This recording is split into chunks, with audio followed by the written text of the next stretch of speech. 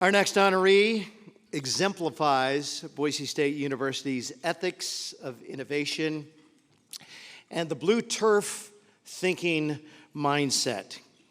Part of the College of Innovation and Design. It's a new program called GIMM, Gaming, Interactive, Media Technology, and Mobile, with its first alumni graduating in 2019. As a recent grad, he's already achieved very, very much.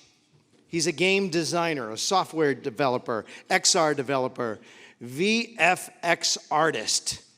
Raise your hand if you know what a VXF artist is. Raise your hand. Okay. No, not buying it, not buying it. Definitely not buying it. I'll tell you what, he's got a really cool portfolio. You got to see this, especially if you are a millennial. You will love the stuff that he does. Professor Anthony Ellertson says, quote, "He was an exceptional student and a leader many times over, whose projects were well above his peers in scope and sophistication." How about that? He worked with former astronaut Steve Swanson here at Boise State to participate in the NASA Suits Challenge. His team, one of 10 nationwide chosen to advance to the next level. I'm not in TV news business anymore. Fake news doesn't exist for me. Let's go with 10,000. He is an amazing guy, currently working as the XR software engineer with NASA's Johnson Space Center and also Verizon. If you Google smartest kid on the planet, his name comes up first. His parents call him Mr. Chill and a friend to everyone he meets. Ladies and gentlemen, let's welcome Caleb Cram.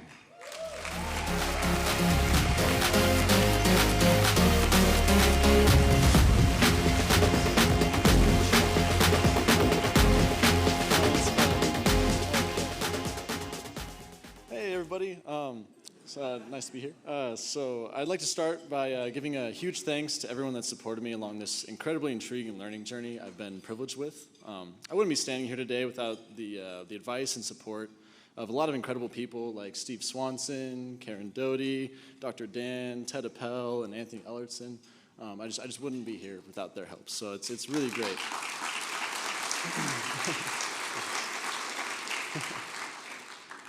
Alrighty, so my start to college was rather rocky, actually. Having nearly failed out of marketing due to a lack of interest in my coursework, and I really just didn't really have a lot of drive to complete it. I wasn't super interested in it.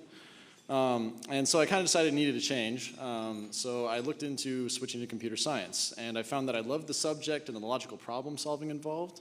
However, I lacked the passion for the specific coursework I was doing. I didn't really like making linked lists and things like that. It just wasn't my cup of tea. And so I heard about games, interactive media, and mobile technology as a new degree that was focused on front-end software development. And so I met with Dr. Ellertson to discuss the potential of transferring. And during our meeting, he not only convinced me to switch from computer science to GIM, but also modified the course load to fit with classes I'd already taken, allowing me to follow an accelerated path towards graduation and igniting a fiery passion for extended reality software development that I'd never really had before. I'd never really wanted to work that hard on one thing before, and he really kind of inspired me a little bit. And so I can't thank you enough for that. It was great. But yeah, and then through GIM, I met Dr. Karen Doty, who encouraged me to join the NASA Suits research team, working on augmented reality display prototypes for astronauts on lunar EVAs. It's basically just NASA trying to farm ideas from college students, essentially. And so it's a lot of fun working on that. And in the process of developing software for the Suits Challenge, it helped me apply what I was learning in my classes. You can spend all day in a classroom, but when you have an actual challenge where you're presenting to NASA engineers hey, here's the thing I built, here's why I built it, and they're asking you why you made the decisions you made, it really reinforces that learning and makes you think about what you're doing. And so that's been a great learning experience.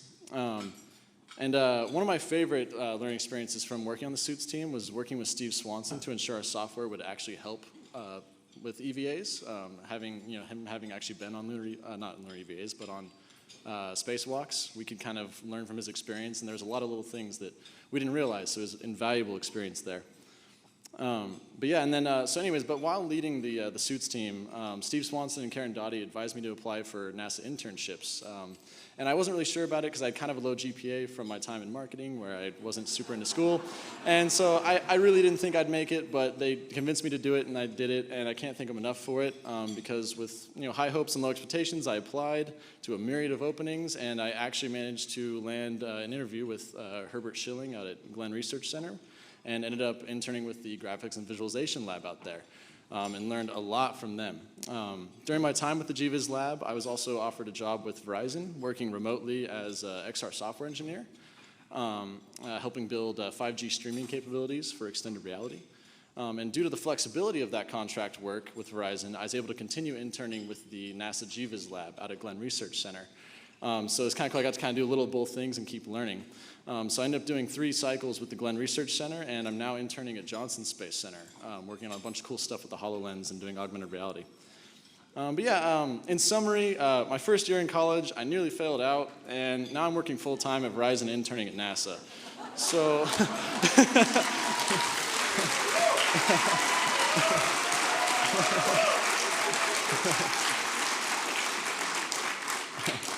But yeah, through this journey, I've learned that if you feel like you're failing at any point, there's a good chance you're simply in the wrong place, and you should focus on investigating what your actual passion is, what you're interested in, and then you'll thrive. But thank you so much for your time, and thanks for this recognition.